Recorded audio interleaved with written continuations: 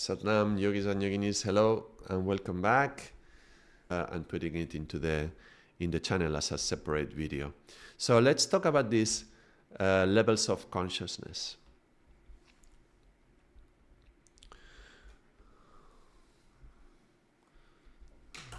Let me find a pen. All right. Does it look a little bit blue? Let me just get it. I don't know if it's me. Maybe this is whiter. It looked a little bit blue before the image. Let me get my tea out of the way.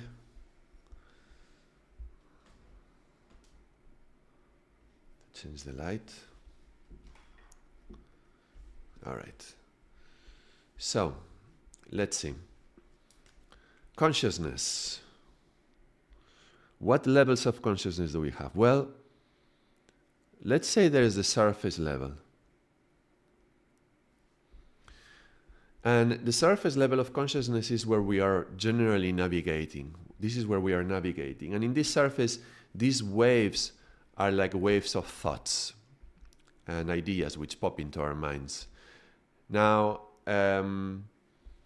we could connect this to when in the Yoga Sutras, Patanjali talks about the movements in the waves, chitta vrittis, yeah? The movements of consciousness. Chitta means consciousness. And so vrittis is movements in the consciousness. So these movements, these thoughts that operate around the surface of our consciousness, this is not fully conscious. This is what I call semi-conscious. I'm going to do it with yellow. Hopefully we can read it well. Yes, it's a little bit pale, but it works. Semi-conscious. This is the semi-conscious. And the semi-consciousness, I call it like that because it's not fully conscious. As I mentioned, consciousness would be being fully awake. So being fully awake, I'm going to do it like, imagine there is a boat here. I'm going to draw it from the front. Yeah.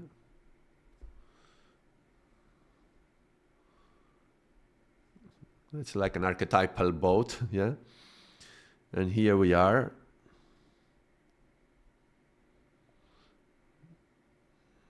Yeah. With a turban. Okay. It's a little bit sad. I don't know why. Okay. So above the surface level of thoughts, there could be a level of consciousness that we can access. Let's call it consciousness.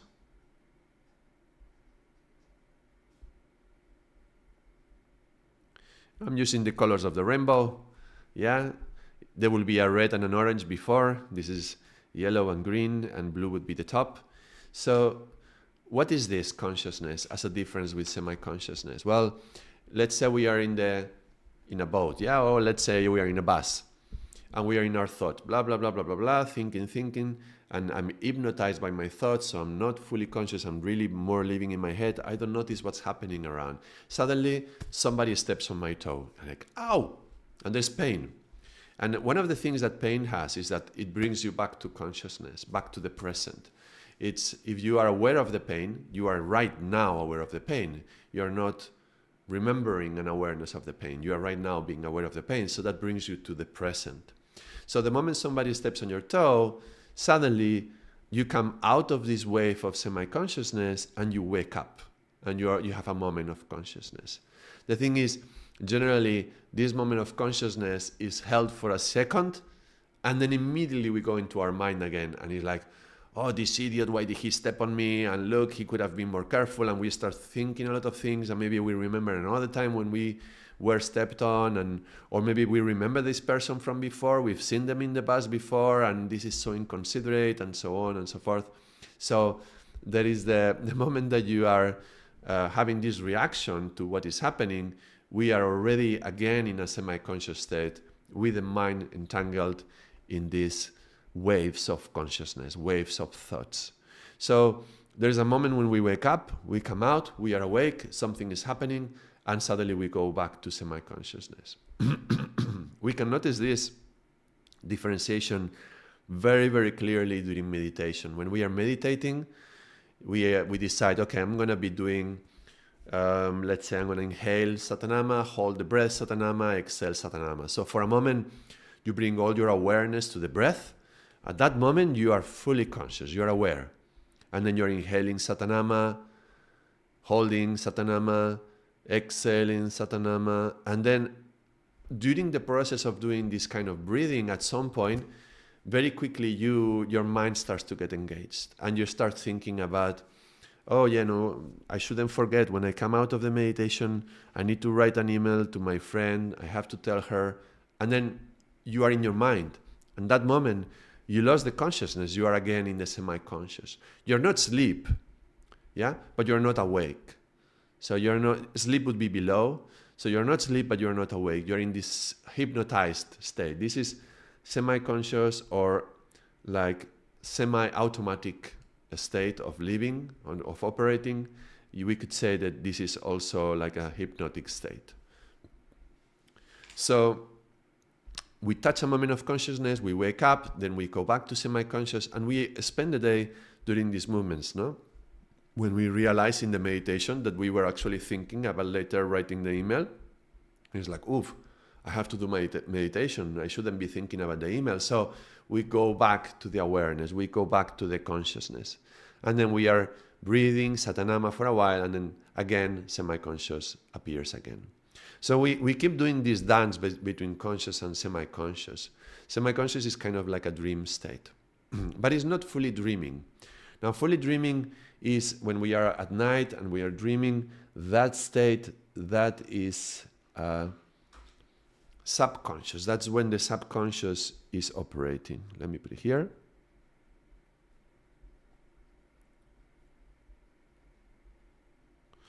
Now, what is this subconscious? This subconscious is also active during the day, but it's not in the surface of the water. The subconscious is everything that I do not process, everything that happens, and I am aware of it, I see it, I perceive it, but then I don't process it and I don't let it go, and I get attached to it. It creates some sort of imprint in the subconscious. So, for example, if you are during the day, somebody says something nasty to you, and why did they say that to me? No, maybe they said something about your appearance, for example, and you're like, what do you mean? No, yeah, you look really bad today. What's happening to you? Are you having a bad day? Something like that. They say, no, and then you're like, I look bad today. What's wrong with me? But in the moment, you don't have time to process the idea, the thought. So you just let it go, but you don't really fully let it go. So a part of you stays all day thinking, do I look bad? What's wrong with me? What's wrong with my appearance today? Am I looking bad today? Is it always that I'm looking bad? What's happening with me? This some sort of insecurity engages, and the thought goes down into the subconscious because we are not fully processing it. That means that we keep doing other things, we keep writing emails, we keep going to work, we keep seeing other people, but that thing that has not been processed, that is like a little bit of garbage that is sinking to the subconscious. This is like, imagine we are going in this boat, and let's say you are eating and you are doing a sandwich, and you prepare with some, I don't know, corn that you had in a little how do you call that? A tin can, yeah, with corn. You open the tin can, you put the corn into the bread, you're eating that, and you throw the tin can overboard. So when something, we don't want it and we throw it overboard, that goes down into the subconscious. Now this little tin can is here. Let's put it like this with the lid open, yeah? And this is a little bit sunk into the subconscious. And I mentioned, like somebody says something nasty to me, that goes into the subconscious, and then maybe my insecurity is going to take it. Like, do I really look bad? Is it just today? Is it always that I look bad? What's wrong with me? And then you start, if you allow that kind of thought below the surface of awareness to eat this kind of garbage, then those thoughts are growing. And they are like little fishes which come around and they feed on this garbage. Whoops, that's a pretty bad fish. Let me do it like this. Yep.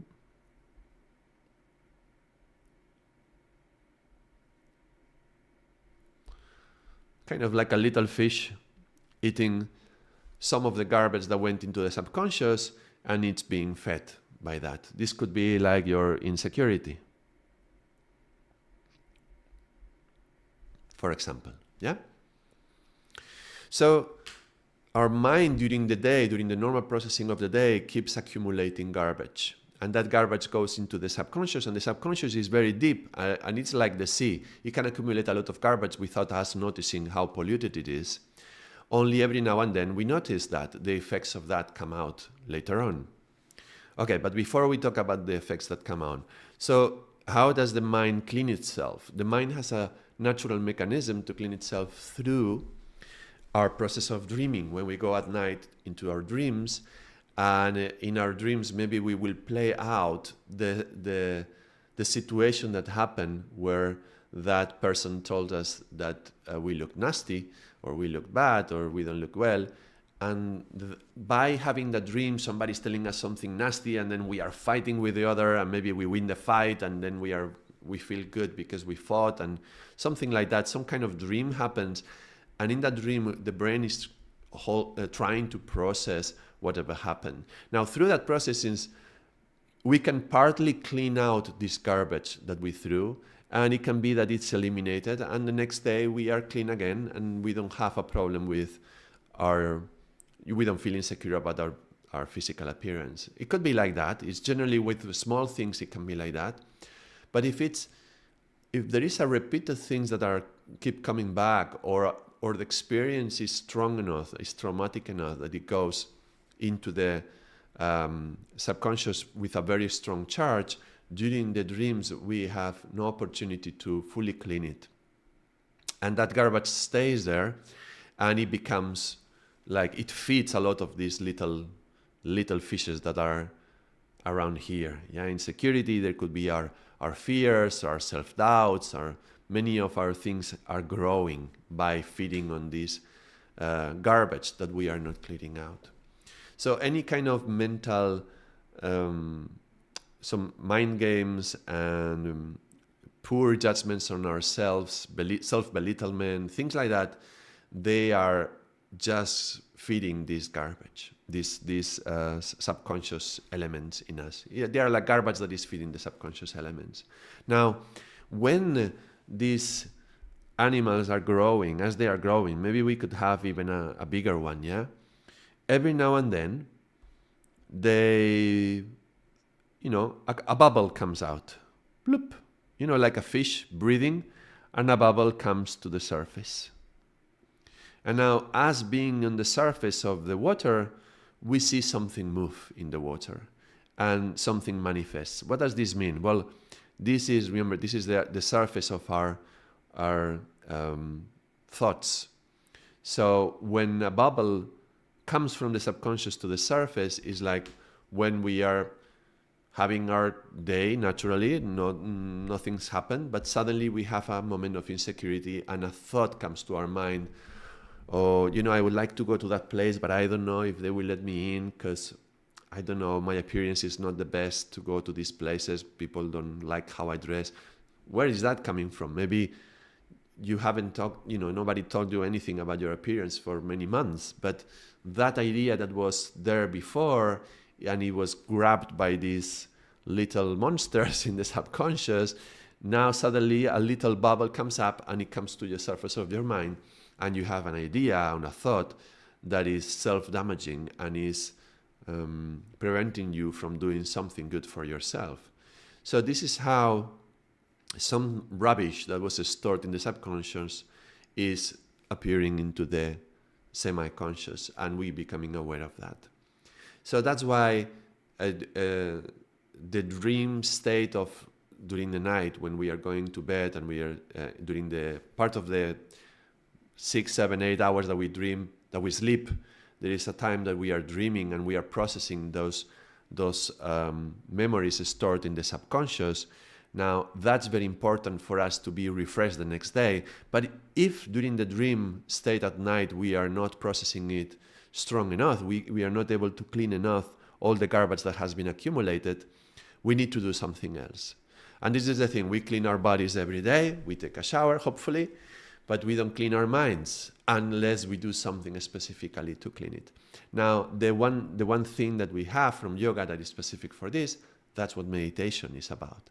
So the moment we are meditating, when we are maybe doing alternate nostril breathing, like I was showing in another video very recently, when you are doing this, you're breathing in, you're with the mantra, you're controlling the breath, you're very aware. At that moment, it's like all the subconscious garbage is being filtered out, is being rising to the surface, and from the surface we can use one of those nets. Have you seen these nets? They are like this.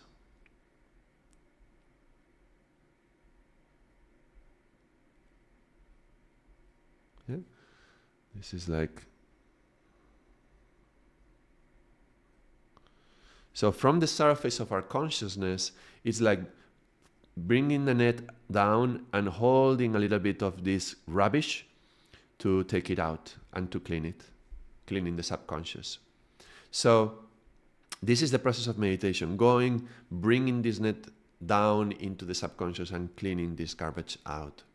And this is one of the few things that we have, one of the few tools that we have to clean the subconscious. There is a few things that can help, which put us in this kind of meditative state, going out running in the nature, for example, or being with some animals or nature can help in that way as well.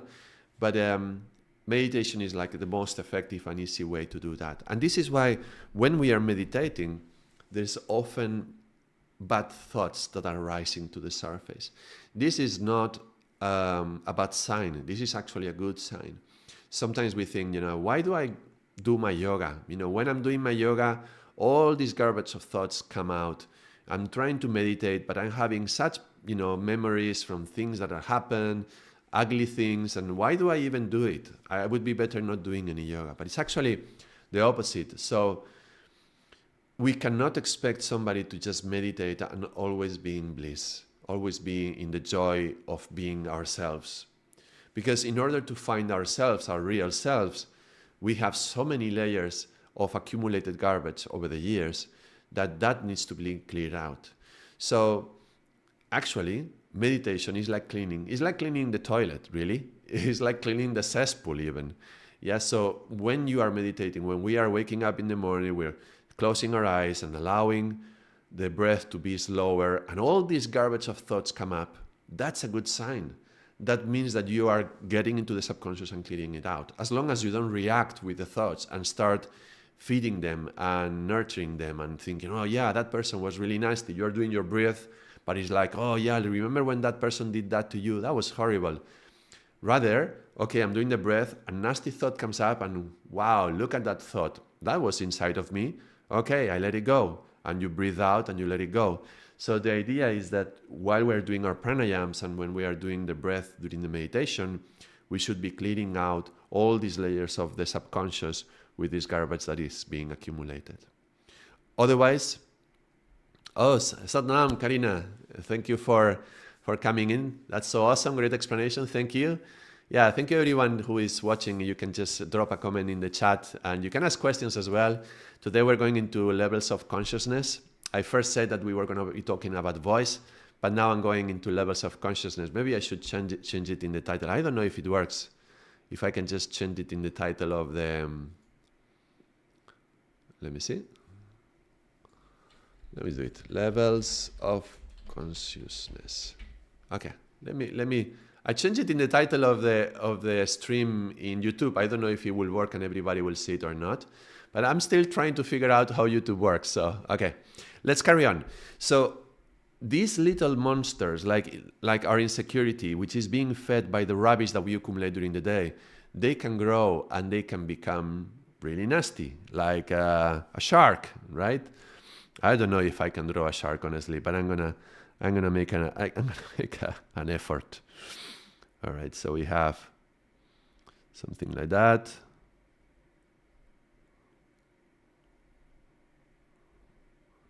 Lots of teeth.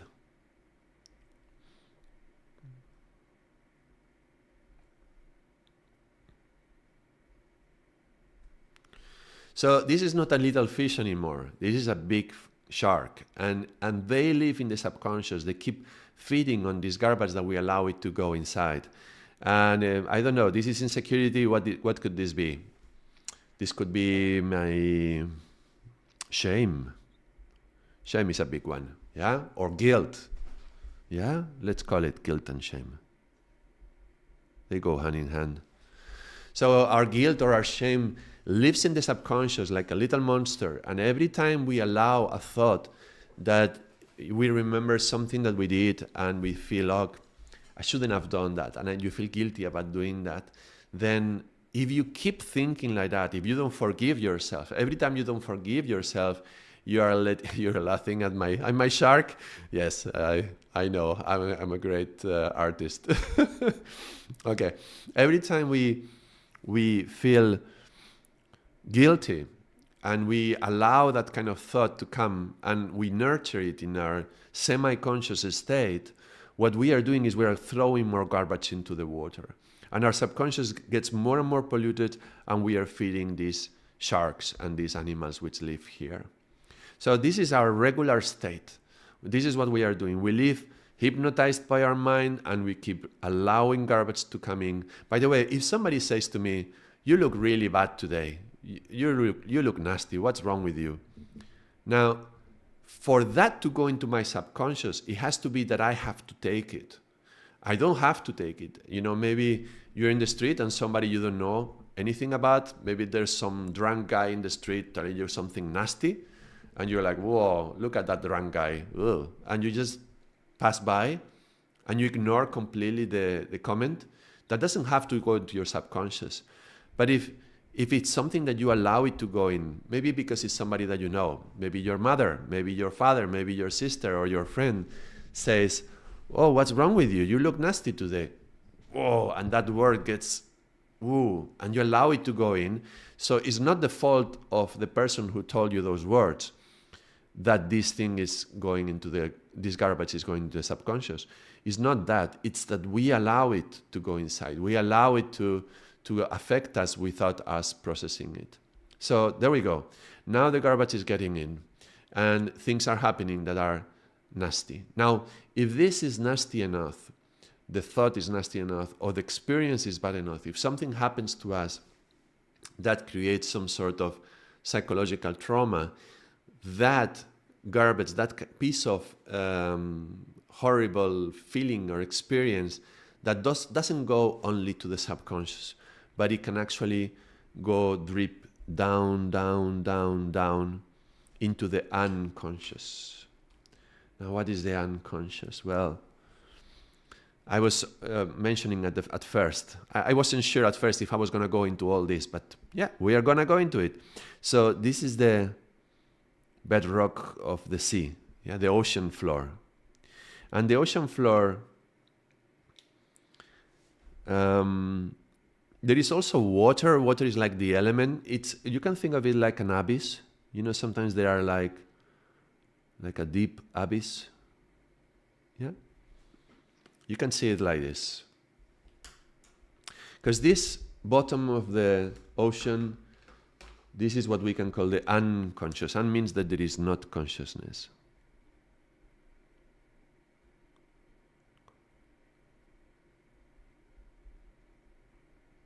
Unconscious. So conscious is underneath, like a submarine, yeah?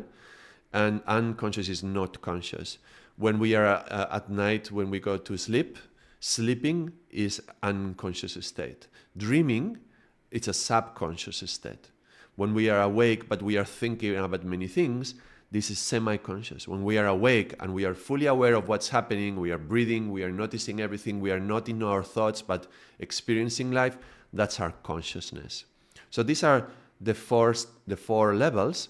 Now, when something nasty happens and we have a traumatic experience, and we are in this semi-conscious state and we have an emotional reaction to that, if it's a little thing, it will go into the subconscious, but if it's strong enough, it will drip down into the unconscious. And that can, if in the subconscious we have these little monsters like insecurity and guilt and shame, these are not really monsters. These are like really more like phantoms. in our subconscious. But when we go deep down, I don't know if you have seen these nature programs where they go into a deep abyss where there is a lot of darkness, and there's these animals, these really scary monsters full of teeth. Like they have a little light to try to seduce you to go into the light, and the light is calling you. You go towards the light, and the fish eats you. This is like a monster, yeah. This is the monster. Now, when something drips down, down, down, and it goes really deep into the unconscious, then it's when it's become really serious. This is when we have monsters in our head. This is like demonic energy, kind of demonic energy, yeah?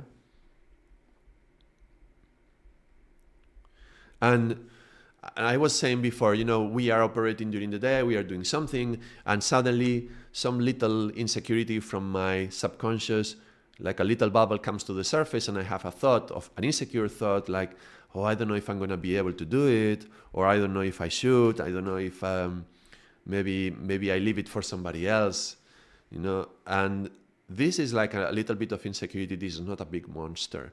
When something really deep in the unconscious speaks, and they also throw bubbles which go up to the surface, and they come up to the surface, this is when we have some sort of like explosion in the outside. There is like shouting, and you're screaming, and there's like a demon coming out of you, and there is and like this total disproportionate reaction. No, something is happening, and the other person is like, they are screaming, they are fighting, they want to hit you. It's like, where is that coming from?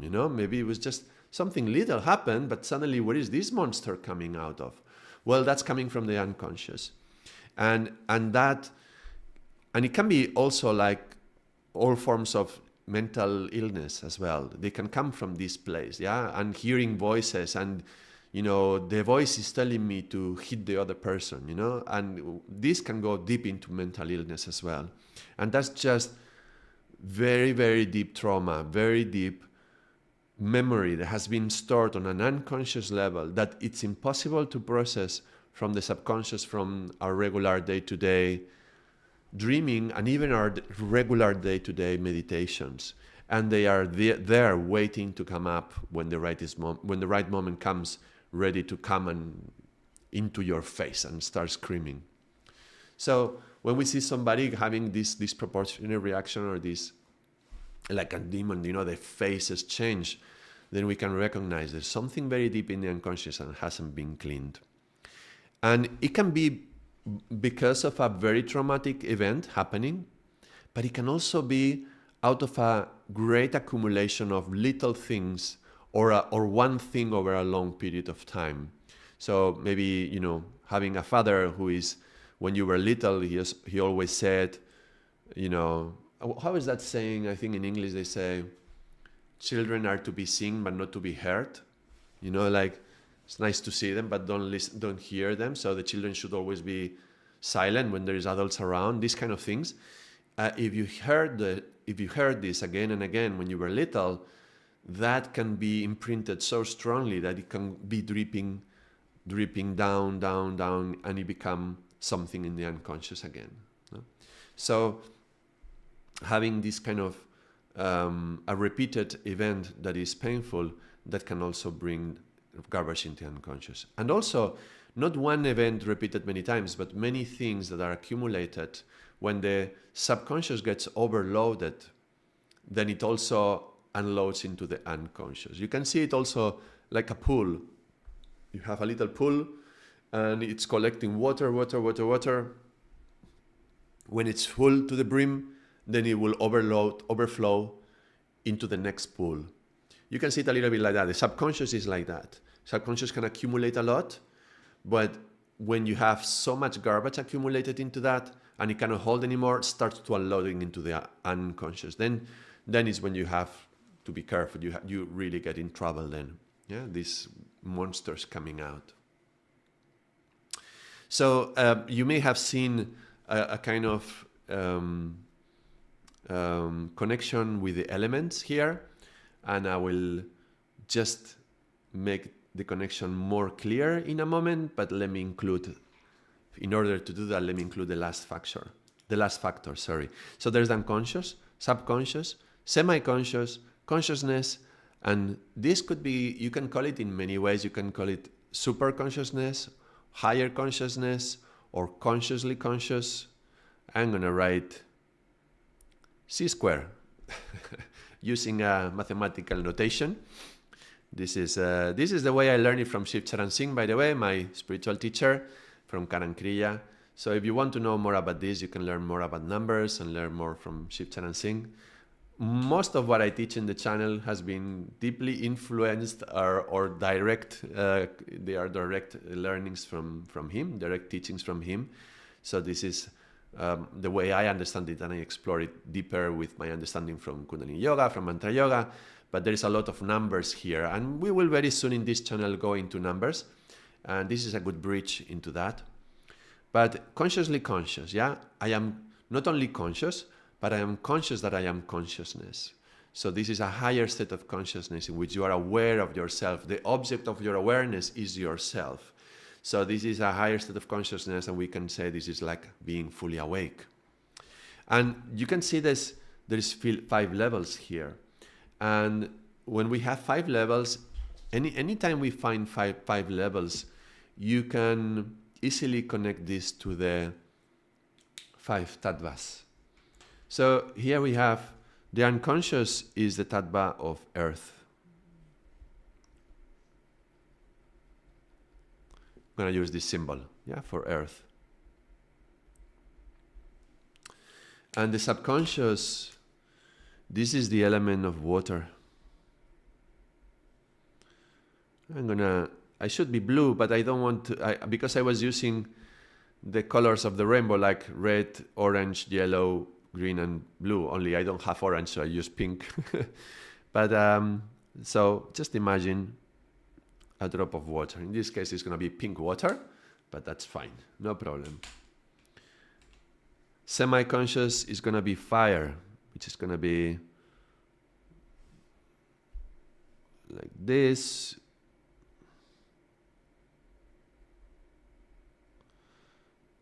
This is like a little fire. Yeah. Fire. I wrote the earth very small, I notice now. Capitals would help. Yeah. Consciousness would be the wind or the air. What can I do here? Let me see, something like this. Blowing. Some winds blowing. Something like that. And consciously conscious, that's ether. And ether is vibration. What can I do? Maybe something like this.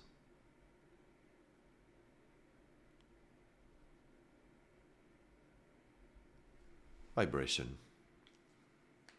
So why do I associate it with the elements? Well, let's take a look at the metaphor we were using.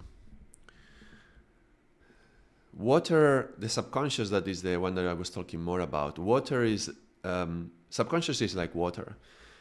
I mentioned the ocean, and the ocean is very generous. It's like it can take so much garbage. Yeah, we are throwing a lot of garbage in the ocean, and if we don't look into it, we don't notice how much garbage has it accumulated, because it can just absorb more and more and more. That's kind of one of the qualities of water, compassion, you know? It just keeps receiving. But the subconscious can overflow as well. It can get too much and overflow. Water is connected to tears. Tears are connected to dramas. And our dramas are linked to this area, yeah, the subconscious. Whatever dramatic is happening to us, it gets accumulated here in the subconscious. So that's kind of water. Earth is solid and dense. So when I was talking about one traumatic experience that goes deeper and it settles into the bedrock of the ocean, this is like into the solid state of our unconscious. It goes so deep into our consciousness at a level of the unconscious that it becomes solid like a rock. And then it's really difficult to change this monster, really difficult to move it. This is why before all these conversations started, because I was saying how when we are chanting mantras, we are generally meditating and we are cleaning the subconscious. But when we want to go deeper to work on the level of the monster, we need to go with something deeper. And this is where a bija mantra comes in. Bija being a seed, and I was utilizing this analogy to say, well, where do we plant the seeds? We plant them in the earth. So maybe it is that bija sounds, bija mantras have the capacity to go into the deeper aspects of our consciousness, the earth of our consciousness, the solid state of our consciousness, even the deep, the unconscious. And you can plant the seeds down here. So you plant these seeds of bija mantras, bija sounds, to start working on these monsters in the deeper part of ourselves to clear this out. So its earth is solid, is very heavy. Yeah, this is how heavy things that happen to us, they go deep down. Yeah, so heavy circumstances, heavy states, they go deeper. And earth is kind of connected to this demonic energy that I was talking about.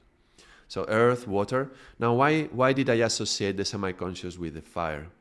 Well, semi-conscious, I said, this is the level of our thoughts, which is not fully consciousness, but I'm thinking and I am hypnotized by the thoughts and I'm looking at the thoughts and I'm looking at a fantasy. I'm thinking, oh, what will I do later? I'm going to talk to my friend. And the moment I say that, I'm seeing my friend. So I'm having an image of the friend. And we have to remember from a yogic perspective that the element of fire is associated to vision. The fire produces light, and the light allows us to see. So this is where we are seeing. This is the surface level of our mind where we are seeing our thoughts. Thoughts are very much words and images together. It's difficult to separate. I don't even know if it's possible. So Karina says Ekonkar or Waheguru. Yes, indeed, Waheguru would be a seed mantra. So it would have the capacity to go deep into the unconscious to help clear things out over there. So yes, having these seed mantras are the ones that are going to let us go and work on that level. So on the surface level of the thoughts, then we are having these images, we are hypnotized, which means we looked, it's like, the fire, we get hypnotized looking at the fire, right? We enjoy the sound of water, but we don't get hypnotized by it. We may notice the touch of the wind, but we don't get hypnotized by it. Hypnosis is something that is associated to fire. And this is the level of the ego mind. Yeah, remember, subconsciousness has many levels, but the ego mind operates within this level, yeah? The level of the surface of the water. And then that creates garbage that is accumulated in the water, in the subconscious. And the ego is playing within this realm, yeah? But when it goes to the surface, that when we see the thought, this is the fire. Now the wind is consciousness. I associate wind with consciousness. I create this association in many ways. One of the ways to do this association is because when we are breathing, we are awakening our consciousness. That's why so many of the meditations are associated to pranayams. In the Yoga Sutras, when we read Patanjali, he talks about the steps to get to samadhi, to get to the state of union. It talks about, yamas, niyamas, asana, pranayama. So when you do the postures, as the asanas, you get to the pranayama, that's the prana through the breath, we work through the breath, then you can bring the senses in, pratyahara, right? And then you start the process of concentration, meditation, samadhi. So the meditation is going into the meditation, it very often is linked to the breath. Now the breath, because it's the one autonomous function of the body that we can control, that therefore when we are breathing consciously, then we are stimulating consciousness. So we can control the breath, and by controlling the breath, we are stimulating consciousness. Let's put it that way better. So from a level of semi-conscious, my mind may decide, okay, I'm gonna meditate a little bit. And then you start controlling your breath, And through the control of the breath, you're awakening the consciousness. And consciousness is like a wind. It comes and goes. Yeah, it comes, it's refreshing. You're awake, you're aware, you are breathing, you are you are breathing the mantra, you are vibrating, you are meditating, and then your mind goes back and you start going into your mind. You're falling hypnotized into your mind again. And another breath of fresh air comes, right? And then you're awake again. And you are feeling the mantra, the vibration. So it's really very much like a wind that comes and goes. You cannot see it and you cannot control it. The wind comes, and when it comes, you can direct the boat through the wind. So you can choose to gather the wind and go with it, yeah? So you can take the wind of consciousness and guide your ship in the direction that you want to go. In order to get to your destiny, you have to use the winds that you are given, right? So that means you need consciousness, because otherwise, if you don't have the winds of consciousness, where is the boat going to go? Wherever the current takes it. And the currents are underneath. Yeah, there are subconscious currents. So if we are not awakening, Sandeep, if we are not awakening, where is our life taking us? We will live a life of karma, a life of, let's say it, fate. So we can go into fate, living from this semi-conscious state. Let me write it in yellow. Taken by the currents of the subconscious, we end up in fate. Fate is where things are happening to me. You know, you live life, but everything is happening to you and you don't really do anything. It's like, oh, why is this happening to me? You're in this constant state of, oh my God, so much karma I have accumulated, all these things that are happening. We generally associate it with something bad, bad karma. Karma can be good or bad, but when we talk about fate, it's something that we don't control. However, should we gather the winds of our consciousness through the awakening, like Sandeep says, through the awakening, I can gather the winds and I can choose to move towards my destiny. So we can live a fatalistic life, or we can move towards our destiny. And then it's not that karma doesn't happen anymore. As we are moving towards our destiny, there's still currents on the way. But you can use the wind of consciousness to gather that power of the wind, and direct your boat where you want it to go. If you do not do that, then who knows where you will end up. And some people have this very, very strong experience. I just work my every day, 9 to 5, I do my work. Then in the evening, I'm too tired to do anything. I earn enough money to have some entertainment so that I can distract myself from all the pain of having to do everything the same way every day. Every day I go to work and I'm tired and I have enough money to survive, but where is my life going? You feel like things are happening to you. And that can be really frustrating. And so where is your destiny? Where are you guiding your ship towards? Because if you are moving towards your destiny, no matter how bad the storm may come and how strong the currents can come, maybe even my insecurity may come. I may have a strong insecurity, but you know what? If I am conscious enough and I'm aligned with my destiny, I'm committed to move towards my destiny, that insecurity is not going to stop me. I'm going to be insecure. Okay, I felt insecure about starting a YouTube channel. I can tell you about that, Am I really going to do that? Is this where my life is taking me? Is this my path? But I feel a strong call to share these teachings. And so having this strong call from my soul telling me, look, you've learned so many things. Why don't you start sharing them? And YouTube is a great way to start sharing these things. And you're going to have to start learning about cameras and lights. And I have these lights here, and I have to learn how to edit and how to process audio, and I have to find what kind of microphone do I need to buy. And there is a lot of fears that may come and a lot of things that may pull you down. But if you have a call, a clear call, and you're committed to that call, then you can gather whatever is in your resources to move towards your destiny. So Sandeep asks, could you please share one story awakening so that I can understand awakening? Oh, okay.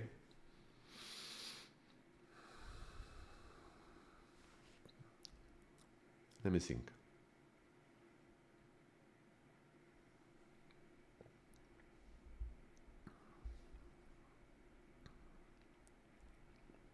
Let me put it this way. One day I was going to I'm gonna do the opposite first. I'm gonna give you a story of not awakening and living hypnotized. And whatever your mind says, it is you utilize it to confirm your expectations. So, I'll tell you a story. One day I was going to a shop. I wanted to buy a knife. Like Buddha, Osho. Yeah, I mean, that Buddha is the fully awakened one, yes? But it doesn't have to be that absolute radical step of total awakening. That would be great. That would be the ideal. But we are talking about small steps of awakening. So let me give you the example of the not awakening. Yeah, I needed a knife. I wanted to buy a knife, so I went to a shop, and I remember I was even dressed like this. I think I don't generally wear turban during the day. I put it more to teach, but I was coming out of a yoga class, so I was wearing the turban, and I was going into the shop, and it was a knife shop, and they did sharpening and they sold knives. Okay, and as I went in, I knew immediately that the lady in the counter, she didn't like me, and I think she had an absolute certainty in her mind that I was not gonna buy anything, that I was gonna make her lose her time. I was gonna browse around, I was gonna look around, and I was just gonna leave, and she was gonna waste 5 minutes of her life, let's say, no? She looked like, oh, okay, like, this guy is not gonna buy anything. She was like totally disinterested. And I looked a little bit, and I asked her, oh, could you please advise me? And I have a few questions, and I wanted to ask her about some sharpening stone as well. And she was like, oh yeah, okay. She was so totally uninterested that after a few minutes of noticing this, and even though I saw some things that I liked, it was like, you know what? Forget it. I'm not gonna buy anything, and I leave. And she was like, she like, like she knew it already. I wasn't gonna buy anything. So this is like, she was Sadhana Mamita, hello, welcome. So by me leaving, in her head, she was confirming what she was already expecting. Now, this is the opposite of awakening. She was not awake. She was totally hypnotized by her mind. So when we are hypnotized by our mind creates expectations, creates ideas of what's going to happen. And then when these things happen, then we confirm what we were expecting. Or either we confirm what we were expecting, and therefore, you see, that's why I knew I had to be negative. So we keep being negative. Or let's say you try to get a fantasy of what could happen that is totally unrealistic, and then it doesn't happen, and then your dreams crash, and then your expectations are not met, and then you live in the feeling, I knew it was never going to happen. So that also confirms why I shouldn't be positive, right? Now, awakening is not even about being negative or being positive. Awakening is about neutrality. Awakening is about being aware and ready for whatever is happening. It's about being in the present to be able to see what is coming. If you are in your mind expecting something may happen, you cannot see what is happening, and you are not awake. You are in your mind. So you are in your thoughts. You are in the train, you are in the bus, but you are thinking about something else. You are driving home, but you are thinking about something else. You are driving home and you are thinking about so many things that when you get home, maybe your friend or your wife tells you, so which route did you take today? Did you pass by the supermarket? And you're like, what route did I take? I don't even remember, because you were in automatic behavior. You may not even remember if you stop up at a particular traffic sign or traffic light, because you were in your automatic behavior. So Sandeep asks, so how to avoid these kind of circumstances? What we should do? Okay, what we should do is awake, yeah, to wake up. Okay, we need to do three things actually. We need to build up to get to these three things. I'll go into that in a minute, but I'll keep it in mind. So when we are in this dream state of my mind making stories and fantasies and living in my mind, I am not awake. When I am breathing and I am looking around and I am aware and I'm sensing what's happening, then I am aware and I am awake. So the process of meditation helps you to be more awake. And then there is little moments of being awake, and then there's the great awakening. For example, another example I was giving before, you are in the bus and you are in your mind and somebody steps on your toes and suddenly there's pain. Ouch! And the pain wakes you up. If you noticed how lost you were in your thoughts, you could have said, well, thank you. I was in my thoughts, but now I wake up. Thank you to whoever stepped on your toe. Now suddenly you can be grateful for that because you woke up, yeah? But generally we don't do that. Generally we react and we go into fighting mode, yeah? The animal part of us wakes up and we go into fighting mode. Fight or flight, depends on the circumstance, yeah? So awakening can be a little thing like this. Somebody steps on your toes. It can be a little moment during the day when you are breathing consciously. And it can be some big moments of little samadhi, big moments of little realizations, like noticing that a particular behavior you are doing, your father was doing the same. And the father of your father was probably doing the same as well. And it's something that you inherited, and it's not the nicest thing that you like, but you are doing it. And then you say like, whoa, where is this coming from? Wow, it comes from my family. I learned it when I was little. And I'm doing it now. And I never liked it in my father, but now I'm doing it. And then that moment that you wake up, because you become aware of it, you have an opportunity to change it. You see, as long as we don't wake up to our own patterns, we cannot change them. It's only with consciousness that change can start. This is like the uncertainty principle, and there's some things from physics that are telling us this. The moment you are looking at something, you are altering the state of the thing that you are looking at. So your own consciousness, your own awareness, when you are looking at something, and if this something is yourself, the moment you are looking at yourself, you have an opportunity to change that pattern and to wake up. And if you wake up and you notice that that behavior that you are doing was something that you inherited from your family, you can change that. I'll put a personal example, some karmic pattern from my family, which is to not bother other people.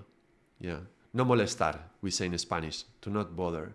So if something is happening, we don't want to bother others.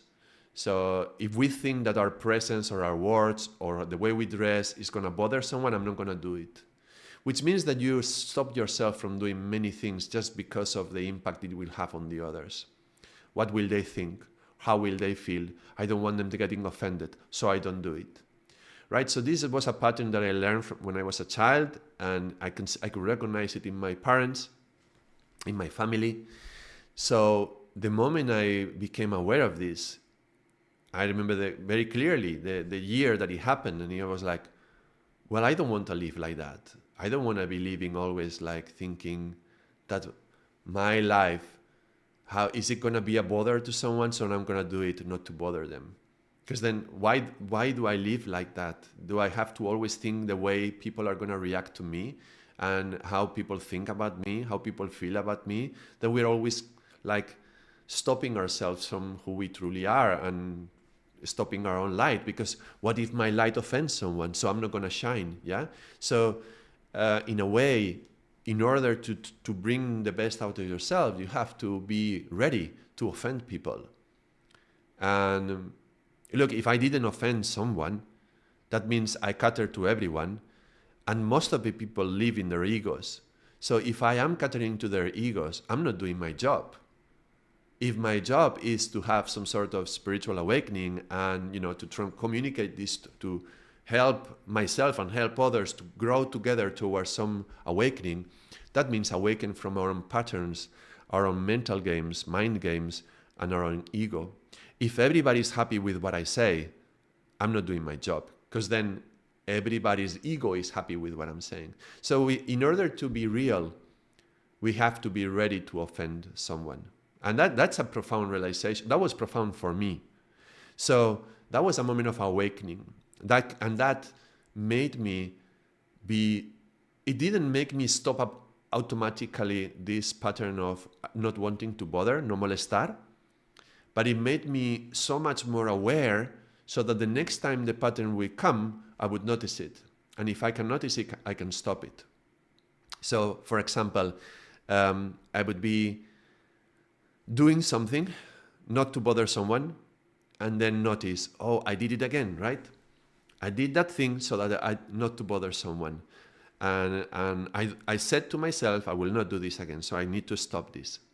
But the next time, you are noticing the moment you are behaving in that way.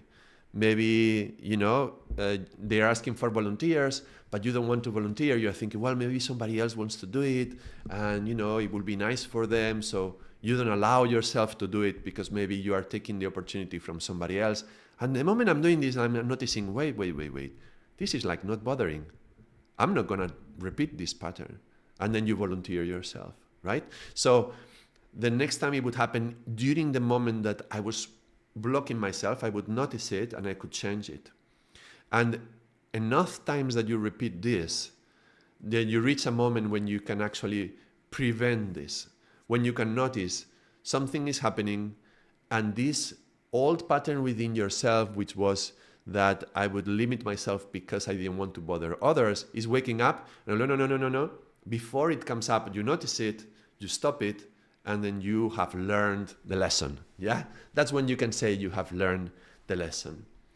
Amita, can you share the various practices that you do? Yes, this is actually what I'm sharing right now. This is a psychological practice. I will share something else about the yogic practice on these three elements of what we need to do to this awakening and what to do, how to avoid these kind of circumstances, like Sandeep was asking.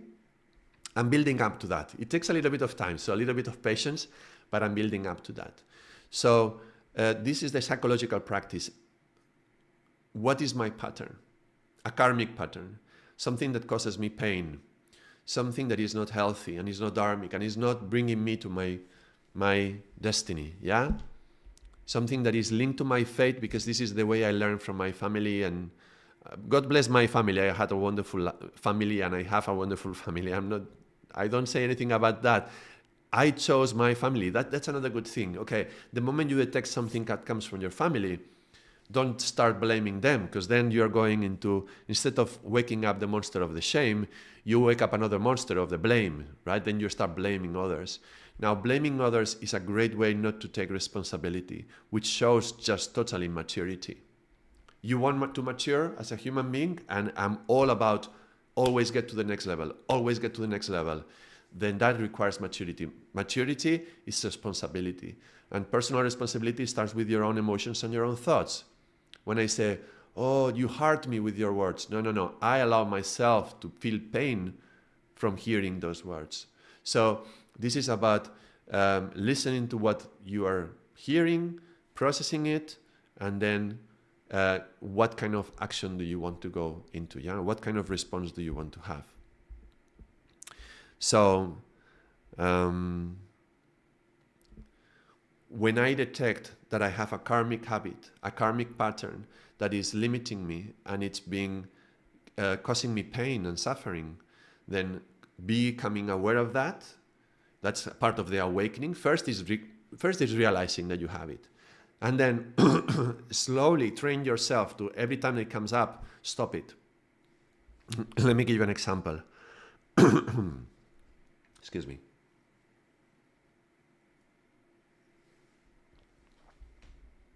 A powerful example, okay? Something that I teach in the meditation courses I run. Oh, I used to run. I haven't run one for a long time. But complaining.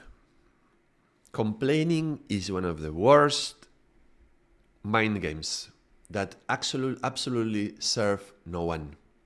They don't serve you, they don't serve the other person, they have absolutely no usefulness. Every time we complain, we are going into the subconscious and we are feeding all these little nasty critters that we have around here. Complaining is just going into the drama. And drama karma, it's something that they live together. So we are creating more karma and we are strengthening that voice in us which feels that everything wrong happens to you. Fatalistic vision of life. So complaining is horrible. Now, if something bad happens or something is wrong, maybe you're in a company, right? And you are in quality control and something is wrong, then you can talk about this. You can have a meeting and say, look, this is not working. Let's fix it. Or let's talk about it. But this is different from complaining, yeah? Complaining is, oh, why is this happening? And look, who left this open and who... That's silly, that's absurd, and that's just child behavior, really. So one of the things you can do is, okay, I'm sharing practices, Amita? One of the practices would be, okay, I'm going to spend a whole week, and for the whole week, I'm not going to complain even once. And I encourage everyone, if you're listening to this video, I encourage you to try this and say, okay, from now on, I'm going to spend a whole week and not complain a single time. And some people, I even say this exercise, and some people already say, really? A whole week? Which is already a complaint, right? So it's already a form of complaining. But that's the how quick the mind is. Immediately, I say this, don't complain, and you're like, really? Why do I have to? So it's so ingrained in us, and it's driving our boat. These are one of the currents that are driving our boats, complaints. So do you want to live your life guided by these currents, or do you want to change it? You want to change it, you have to wake up, awakening. You want to wake up, you have to realize these patterns. When you realize one of these patterns, like complaining, then, okay, I'm going to stop. And you have to be quite serious and drastic and say, no, I'm stop it. From now on, I'm not going to complain. You spend a whole week. And look, don't do anything else. Don't try to do anything else. Don't try to be positive. Don't try to be forgiving. Don't try to be compassionate. Don't try anything else. Just spend a whole week dedicated to complain. Don't complain. Don't complain. Don't complain. And you stop every time you find yourself complaining, you stop it. Now, after a week, you will want to extend it because you will realize you feel much better with that. But then you can maybe next week, you can incorporate another mind game and say, well, next week, I'm not going to justify. I'm not going to justify myself. And you spend a whole week not justifying yourself, plus not complaining. Or if the complaining is very strong, you may want to do a whole month of it before going into another one, yeah? But this is a good practice, a mental practice, psychological practice, to slowly, little by little, deconstruct all these mind games, find the little pieces that strengthen my ego, and start breaking them down to construct a new identity, to identify myself with my real self, not with those nagging, silly, complaining, oh, my poor me, my poor self. Or the other side, oh, look, I'm better than others, I'm better than you, I'm above everybody else. Do you need help? I can help you with something. That's just being above, being below. It's the same, it's all the ego. So this would be a psychological practice to start changing these patterns and change morning anyway. And I'm not sure yet if it will be maybe Thursday or Friday, depending. I have some things to do, but we will see. But hopefully it was useful and it was of service to you. I hope it brought a little bit of light about consciousness. And that is all from me from today. Thank you for being here, all of you who are still listening. And thank you for connecting if you are watching the recording. And until next time, Satnam, thank you very much for watching.